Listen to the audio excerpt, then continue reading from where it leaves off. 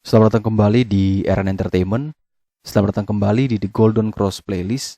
Seperti biasa hari ini kita akan melanjutkan review saham part yang ke-153. Namun sebelumnya bagi teman-teman yang mungkin belum subscribe channel YouTube ini, sekali lagi jangan lupa tekan tombol subscribe. Nyalakan lonceng notifikasinya agar teman-teman tidak pernah ketinggalan informasi-informasi terbaru dari channel ini. Di part yang ke-153 hari ini kita hanya mereview 4 saham, di mana 4 ini adalah spesial saham farmasi yang memang kemarin sempat naik sangat tinggi, sempat dikejar-kejar oleh banyak orang dan akhirnya banyak sekali yang nyangkut. Dan hari ini kita akan review kembali kira-kira perkembangannya seperti apa dari 4 saham farmasi ini. Sehingga teman-teman yang mungkin sudah beli dari 7.000 atau 6.000, 5.000 atau di harga berapapun, mungkin ada pertimbangan lain antara hold, cut loss, atau average down. Jadi semoga video kali ini bisa membantu teman-teman menjawab setiap permasalahan yang ada. Saham pertama yang akan kita review adalah saham Kimia Farma, di mana saham ini kalau teman-teman perhatikan sejak dari low di 3.080, dia berhasil naik sampai menuju 40 hari harga tertinggi di 7.575. Dan ini beberapa teman-teman yang konsultasi ya, private konsultasi itu masih banyak sekali yang beli di harga sini. Dan itu memang sudah sangat dalam sih, hampir 50% lebih atau bahkan sudah lewat penurunannya atau minusnya. Dan itu sudah menjadi penurunan yang sangat dalam, yang memang sangat memukul sekali ketika teman-teman baru memulai terjun, tetapi langsung mendapatkan minus yang sedalam itu. Tidak dikasih kesempatan untuk keluar, atau bahkan ada yang sempat keluar di sini mungkin, tetapi itu pun masih cukup dalam ya minusnya, yang dirasakan mungkin masih merasa stres, masih merasa takut. Tetapi bagi saya, seperti yang saya posting di Instagram saya, bahwa kita tidak pernah kehilangan ilmu di saat kita memaknainya dengan baik. Jadi jangan pernah takut kalau kehilangan capital, jangan pernah takut kalau kita kehilangan waktu, tetapi kita masih punya ilmu yang kita dapatkan dari hasil loss itu. Jadi ada pembelajaran di sana, anggaplah itu biaya belajar selama teman-teman mau trading. Anggaplah itu sebagai sebuah investasi agar ke depan teman-teman tidak melakukan hal yang sama, tetapi bisa jadi lebih baik. Jadi jadikan itu sebagai sebuah pelajaran, jangan sampai jadikan itu sebagai alasan untuk berhenti berinvestasi di pasar modal. Tapi jadikan itu sebagai sebuah alasan untuk terus maju, merubah, menuju hidup yang lebih baik. Jadi jangan sampai hanya satu kegagalan itu bisa menghancurkan semua mimpi teman-teman. Tetap bangkit kembali. Semua orang pasti jatuh bangun, saya pun jatuh bangun. Tetapi saya selalu percaya bahwa pada akhirnya semua itu akan indah. Jadi terus belajar, jadikan kegagalan sebagai motivasi, sebagai guru terbaik buat teman-teman bisa menjadi trader atau investor terbaik di masa yang akan datang. Untuk Kimia Farma secara teknikal, dia akan mendekati 40 hari harga terendah di 3.080. Jadi kalau teman-teman beli di 3.080 dan jual di 7.575, itu sudah cuan 100% lebih. Dan setelah taking profit, teman-teman nunggu lagi di sini untuk beli kembali. Dan itu merupakan sebuah harapan yang menarik. Tetapi kenyataannya kan tidak semudah itu. Kadang baru naik 10% udah TP. Kadang sudah beneran naik 100% nggak mau TP, akhirnya jadi minus lagi. Itu yang saya maksud bahwa kita masih greedy dan belum bisa kontrol emosi kita. Kalau teman-teman mau beli saham Kimia Farma, pastikan dia kuat bertahan di atas 3.080, itu merupakan support terakhir. Kalau gagal bertahan, maka dia akan terus bisa melanjutkan penurunan karena terdekat yaitu di 2982 ini masih tidak terlalu kuat, tapi yang paling kuat adalah di 3.080. Semoga dia bisa kuat di sana karena ini hanya 40 poin kalau tidak salah. Jadi jaraknya sudah sangat-sangat dekat, sehingga kalau mau beli pastikan dia ada di atas 3.080.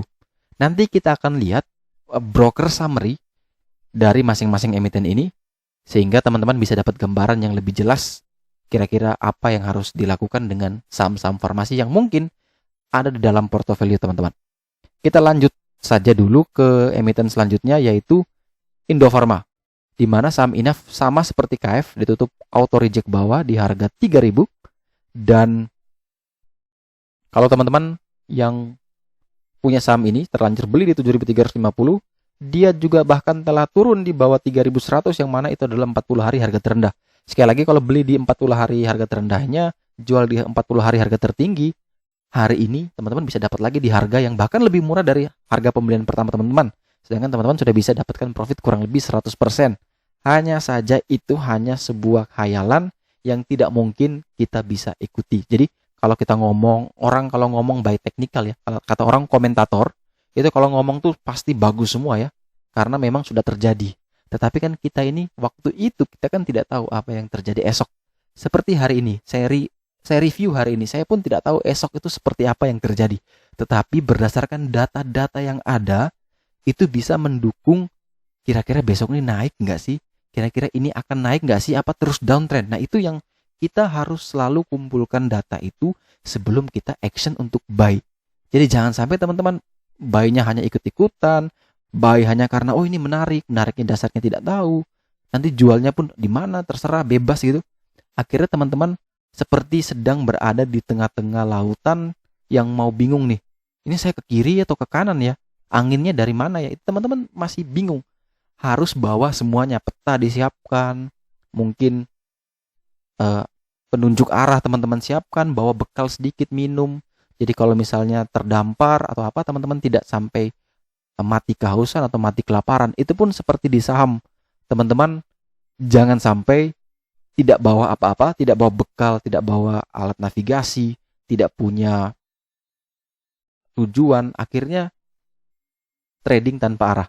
Makanya saya selalu tekankan bahwa trading plan itu adalah sebuah alat perang yang paling penting dimiliki oleh seorang trader.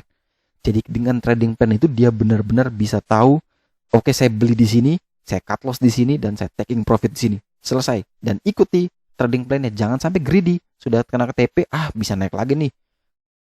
Ya itu yang kadang bisa menghancurkan kita gitu. Sudah profit akhirnya jadi rugi lagi. Sehingga hari ini kita gagal tidak masalah. Tetapi besok buatlah trading plan ketika mau trading dan ikuti trading plan-nya apapun itu. Walaupun dia masih naik terus TP, walaupun dia masih turun, teman-teman cut loss dia naik lagi, tidak masalah. Kita tidak pernah tahu apa yang terjadi esok. Kita hanya bisa memproteksi sedini mungkin uang kita tidak hilang lebih dalam. Kalau dia naik lagi silakan tunggu, kalau break ya masuk lagi. Tidak perlu takut. Jangan sampai teman-teman setelah cut loss pindah saham lain lagi. Tapi fokus kembali. Langsung pasang alert. Oh kalau dia naik lagi saya buy lagi. Kalau turun lagi ya cut loss lagi. Tidak masalah. Tidak mungkin 10 kali bolak-balik ya. Kalau misalnya teman-teman cut loss begitu, pasti ada satu momentum yang dia benar-benar bisa breakout. Itu bisa menutup semua loss-nya. Tetapi kalau teman-teman tidak batasi stop loss, misalnya kayak di Enough ini kasusnya dari 7.350 dan teman-teman tidak pasang stop loss, ini sudah rugi banyak ini kalau misalnya teman-teman beli 3.100. Teman-teman tidak mau TP di sini. Masih pengen lebih. Akhirnya ARB terus dan teman-teman tidak sempat jual, bahkan sekarang jadinya rugi. Tadi yang sudah untung 100% jadinya rugi kembali. Ini yang saya katakan pentingnya stop loss. Karena kita tidak tahu besok itu seperti apa yang terjadi. Kita bisa bilang gini, coba ya tadi saya tidak cut loss, kan sahamnya naik lagi. Atau coba ya saya belum TP, kan sahamnya bisa terbang lebih tinggi. Itu karena teman-teman sudah tahu apa yang terjadi setelah itu. Setelah actionnya teman-teman, baru teman-teman bisa memutuskan ini bagus apa tidak. Tapi di saat momen seperti ini, itu teman-teman tidak tahu besok itu dia mau naik apa turun. Jadi tugas kita itu jangan kita berusaha mengendalikan apa yang tidak bisa kita kendalikan. Yang bisa kita kendalikan adalah porto kita sendiri. Saya buy, sell, cut loss di mana, TP di mana, itu yang kita bisa kendalikan. Market itu susah sekali kita kendalikan. Kalau teman-teman terlalu fokus ke market, terlalu memprediksi ini bisa naik terus atau bisa turun terus, maka teman-teman akhirnya hanya menghabiskan banyak waktu, tapi tidak pernah menghasilkan profit yang maksimal. Nanti kita lihat Enough juga di broker summary-nya. Kalau secara teknikal memang dia sudah turun, dia harus naik di atas 3.100 lagi untuk memastikan dia bisa aman. Selama dia belum naik, maka teman-teman wait and see terlebih dahulu. Kemudian setelah saham Enough, ya, kita punya saham IRA, di mana saham ini 2 hari lalu kalau tidak salah, ya, di hari Rabu apa Kamis, saya sempat mengatakan bahwa saya beli saham ini benar, dan saya punya 4 kali ARB, dia baru 2 kali ARB, masih ada 2 kali lagi ARB untuk saya lakukan average down. Dan bagi saya harus menunggu momentum terbaik untuk melakukan average down. Jangan sampai 2% average down, baru turun minus 2% average down lagi. Itu nanti hasilnya tidak maksimal. Jadi mungkin teman-teman yang ikut di private konsultasi saya, nanti saya akan coba buatkan buat teman-teman kira-kira ini Excel untuk risk reward trading plan-nya, ini untuk money management-nya, ini untuk extreme recovery-nya, ini untuk teman-teman bisa melihat average down-nya kira-kira menarik di mana. Jangan asal average down, bisa lihat perbedaannya. Itu mungkin akan saya siapkan, akan saya kasih khusus buat yang ada di batch 1 ini. Itu saya akan usahakan saya bisa buat, walaupun misalnya akhir bulan ini tidak selesai, tapi saya akan usahakan terus buat dan akan saya bagikan di email masing-masing. Jadi teman-teman yang belum sempat daftar, klik link di deskripsi ini, dan tutupnya per 31 Januari nanti, besok. Semoga teman-teman tidak ketinggalan seatnya, karena 1 Februari kita sudah mulai dan tidak ada penambahan untuk private konsultasinya.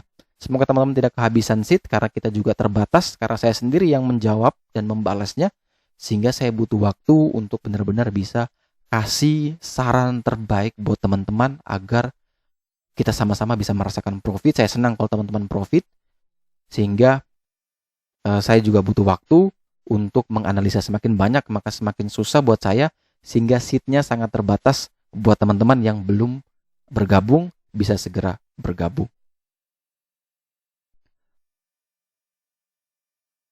Kemudian yang terakhir, kita punya saham PIVA, di mana ini saham yang menjadi salah satu saham yang sangat menarik menurut saya. Karena apa? Pertama, saham ini di tengah penurunan yang sangat dalam, dia sudah mulai tidak turun lagi. Dia mulai sideways.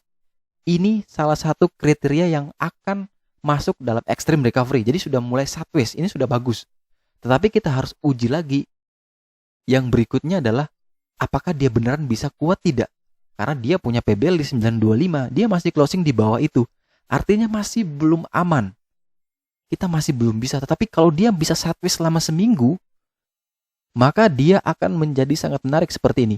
Ini menarik. Ini dia sudah sideways kurang lebih 5 hari.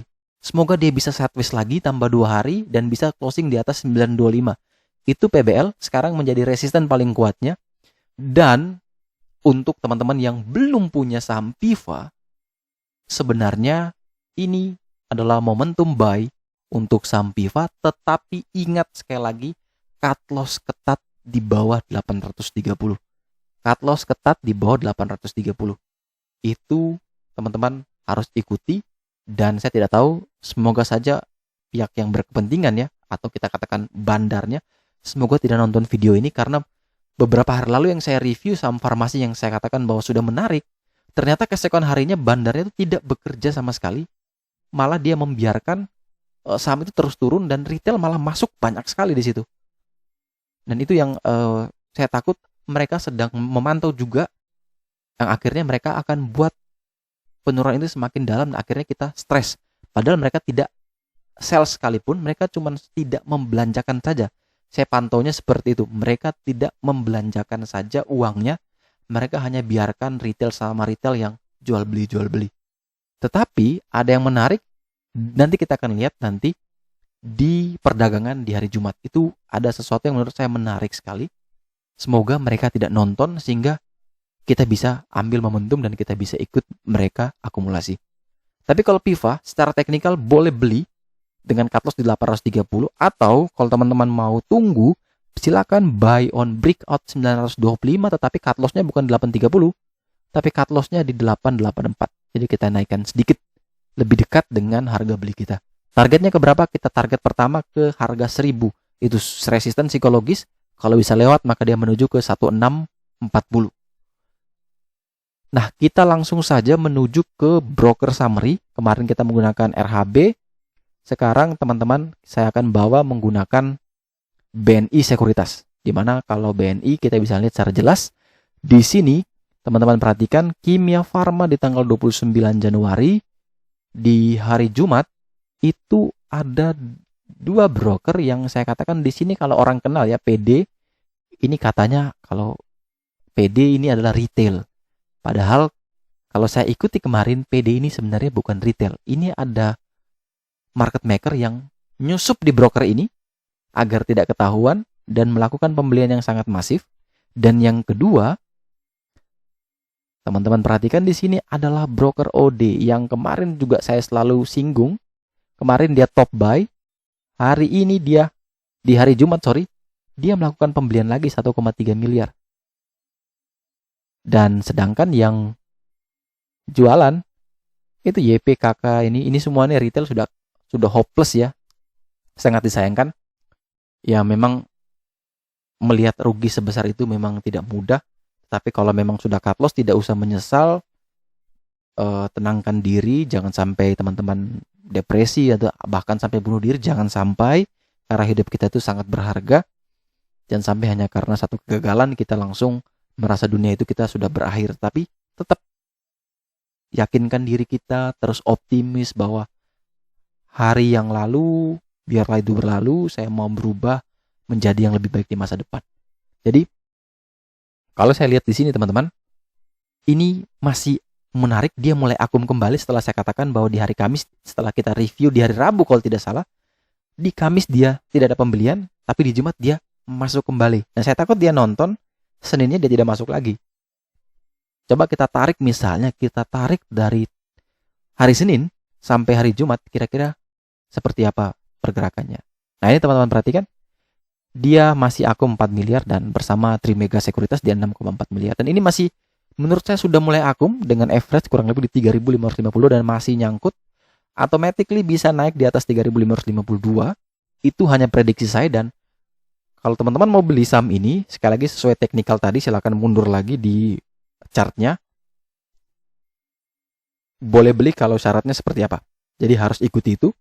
Tetapi pantau juga pergerakan ini. Karena gini, bandar itu bisa pindah sekuritas ya, hati-hati.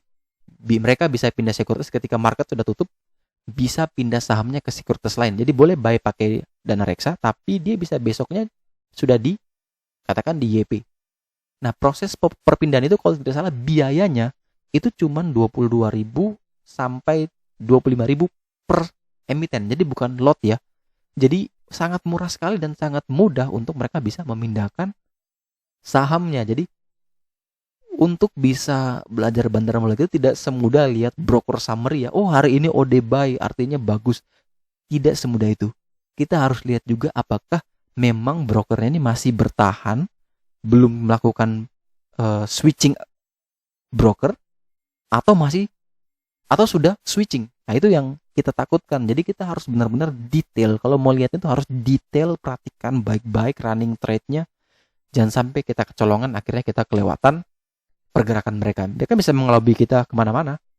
Jadi kalau ada orang yang baru terjun terus dia bilang, oh ini YPKK sell, artinya retail sudah jual, bandar akumulasi. Itu ya tidak semudah itu ya. Kalau semudah itu semua orang bisa cuan cepat ya dari kalau cuman bacanya seperti itu. Tetapi memang ada triknya, ada caranya bagaimana kita jangan sampai tidak ditinggalkan jejak istilahnya oleh market maker. Nah sekarang kita coba lihat lagi di saham Inaf. Setelah kita lihat saham Kimia Farma, kita lihat saham Inaf. Ini kalau saya tarik selama seminggu ya, dari Senin sampai Jumat, itu sekali lagi di sini adalah OD. Ini masih dana reksa dan saya yakin ini punya pemerintah. Persero kalau tidak salah.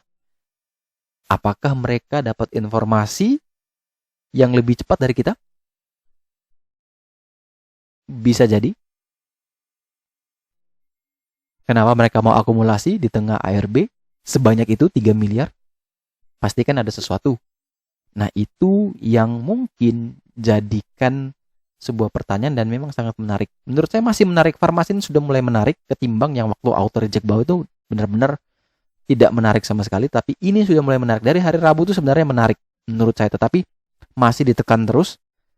Jangan sampai mereka nonton video ini sehingga mereka membuat kita merasa stres dan bertahan. Sehingga saham KF sama Inaf ini saya juga akan masuk lagi jika dia bertahan atau dia naik kembali di atas 40 hari harga terendahnya. Semoga dia bisa naik atau dia kuat bertahan di 40 hari harga terendahnya dan mulai sideways, maka saya bisa masuk di area sana. Teman-teman analisa lagi, saya bisa salah dan saya punya cara untuk bisa keluar walaupun minus. Seperti saya katakan, PIVA dari 1400 saya bisa keluar. BBKP dari 600 saya bisa punya average down di 460 tapi saya bisa profit karena extreme recovery-nya momentumnya tepat.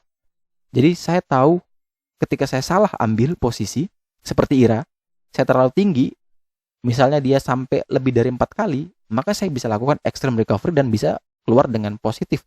Tetapi itu kalau teman-teman sudah merasa confident dan merasa benar-benar dia akan rebound. Tapi kalau masih ragu, maka ruginya bisa lebih besar. Sehingga analisa kembali, pastikan semua yang saya bilang ini teman-teman sudah valid, jadi harus ngecek. Kalau benar valid, dari 5 valid, validitas, 4 valid, 1 enggak, ya udah, berarti teman-teman bisa ikut buy. Kalau masih ragu, ya wait and see terlebih dahulu. Setelah Inaf, kita punya IRA. Di saham IRA, ini memang menurut saya masih belum menarik sebenarnya. Kalau kita lihat secara seminggu sebenarnya masih belum menarik, tetapi sepertinya tinggal sedikit lagi, paling beberapa hari. Sepertinya ya 2 kali ARB itu mungkin pas. Tapi saya berharap tidak sampai sedalam itu. Dia segera rebound sehingga ada momentum untuk bisa mendapatkan capital gain yang lebih tinggi. Takutnya ketika dia sampai ARB keempat belum sempat average down, dia udah kembali rebound dan kita tidak sempat average down lagi di harga bawah. Tetapi kalau secara seminggu pergerakannya memang ini sudah sangat menarik, walaupun belum menarik sama sekali ya. Dalam artian menariknya itu masih di tengah-tengah, masih nanggung sebenarnya, ini masih belum terlalu sempurna. Tetapi ini kalau bisa naik lagi, yang broker nomor 2 sampai nomor 7 ini bisa naik lagi di atas 2 miliar semua, itu mungkin baru menarik ya. Tetapi kalau kita lihat memang hampir banyak broker-broker yang kita indikasikan banyak retailnya sudah menyerah ya di sini. Ada Indo Primer, ada Mandiri Sekuritas ya, BNI di sini banyak sekali, ada Ajaib Sekuritas itu juga. Karena dia banyak sekali dipromosi Ajaib Sekuritas ini, akhirnya banyak sekali investor retail yang gabung di sana dan saya yakin ini cut loss mereka semua. Dan saya sekali lagi saya sampaikan, jangan berkecil hati, cut loss itu bukan akhir dari segalanya. Tetap semangat, tetap optimis, teman-teman bisa dapatkan cuan yang lebih banyak dari hari ini. Dan terakhir, ini yang paling menarik sebenarnya, dan mungkin saya juga akan ikut lagi di farmasi, yaitu di saham PIVA. Ini satu saham yang selalu saya katakan menarik ya. Ini akum terus nih, 4 miliar sendiri. Semoga dia tidak nonton, sekali lagi semoga dia tidak nonton video ini sehingga kita bisa ikut icip-icip beli saham PIVA karena akumulasinya di 907 average-nya. Dan teman-teman, sehingga kalau teman-teman perhatikan penurunannya itu sudah tidak jauh-jauh lagi dari 907.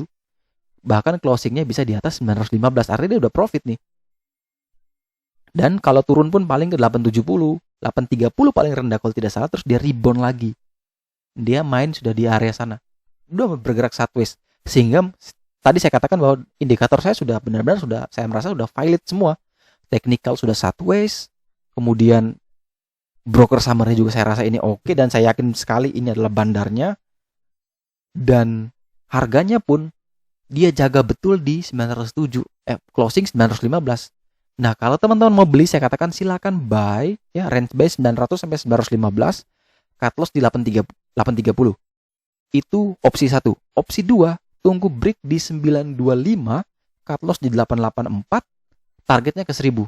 Selama dia masih ada, maka saham ini masih menarik. Jadi teman-teman harus perhatikan baik-baik, jangan sampai salah dijebak sama dia. Misalkan besok ada broker lain yang jual cukup masif, maka bisa dikatakan dia pindah account. Karena yang koleksi selama seminggu ini cuma dia. Tapi kalau dia bisa jual 2-3 miliar, Tapi akunnya lain, berarti jelas-jelas adalah dia ini yang sudah mindahin brokernya. Itu yang harus teman-teman perhatikan, jangan sampai terjebak. Tapi sekali lagi semoga dia tidak nonton, karena Senin saya juga akan beli ini, cut loss 830, targetnya ke 1000. Silakan teman-teman analisa kembali, saya bisa salah, tetapi ini keyakinan saya, karena saya sudah punya trading plan yang jelas sekali, reason to buy jelas, sehingga saya merasa akan sangat nyaman.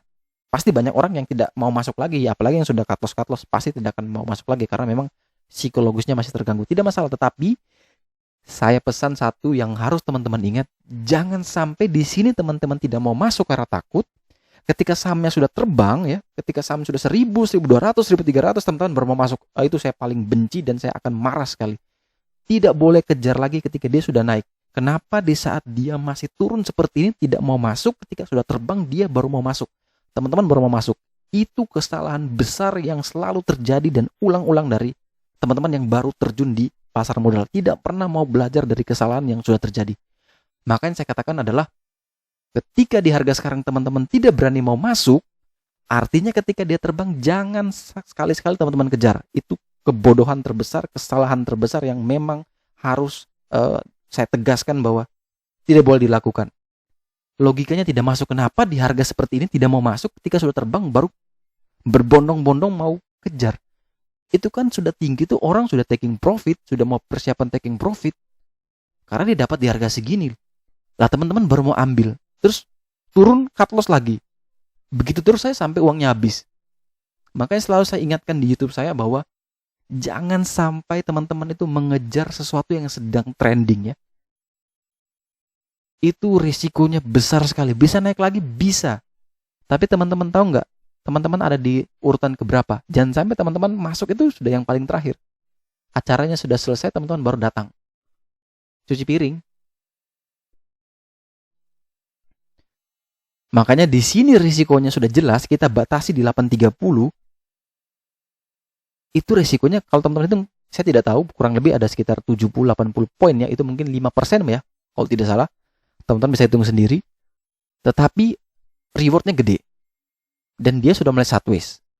Reason berikutnya, ada broker yang masuk. Nilainya sangat besar, 4 miliar, dan memang harganya di 907, tapi harga penonton di 915 sudah profit. Dan jangan sampai dia bisa keluar cepat ya. Dan sampai di 925 dia udah TP. Itu bahaya, sangat berisiko. Tetapi kalau dia bisa naik terus sampai 1000, 1100, itu jangan kejar lagi dong. Cari saham yang masih turun. Masih banyak, masih 700 saham. Kenapa sih harus fokus ke saham-saham yang lagi trending itu? Kita harus berbeda. Jangan sampai kita ikut arus ya. Ikut arus tuh suka gagal ya biasanya. Tapi kita belajar untuk berbeda dari orang lain. Kita ambil posisi di mana saham-saham itu justru turun ketika orang takut membeli, ketika orang menjauhi saham itu. Nah, disitulah kita rakus untuk terus mengakumulasi. Karena saham yang tertinggal itulah suatu saat akan dikejar oleh mereka yang tidak sempat melirik. Semoga pesan saya ini bisa tersampaikan, teman-teman bisa resapi lagi apa maknanya, dan sebenarnya saya ingin teman-teman bisa jadi lebih baik, sehingga saya selalu terus tegas mengingatkan bahwa kasihan teman-teman yang sudah cari uang di dunia real. Teman-teman pagi, siang, malam berusaha mengumpulkan modal dengan harapan menyimpan ke saham bisa meningkatkan, malah dihabiskan dalam waktu sekejap. Itu sangat disayangkan teman-teman. Apalagi yang masih berkeluarga, apalagi yang sampai pinjaman online, itu sangat-sangat disayangkan. Semoga bisa lebih bijak, bisa lebih disiplin, dan saya selalu berdoa biar teman-teman senantiasa bisa selalu dapatkan profit yang terbaik dan bisa membahagiakan orang-orang di sekitar teman-teman.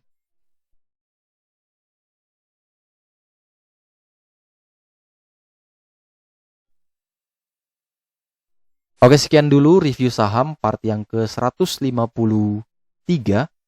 Terima kasih banyak teman-teman yang telah setia menonton. Terima kasih banyak teman-teman yang telah setia like, yang sudah subscribe channel ini, dan apalagi buat teman-teman yang selalu membagikan video ini buat orang lain.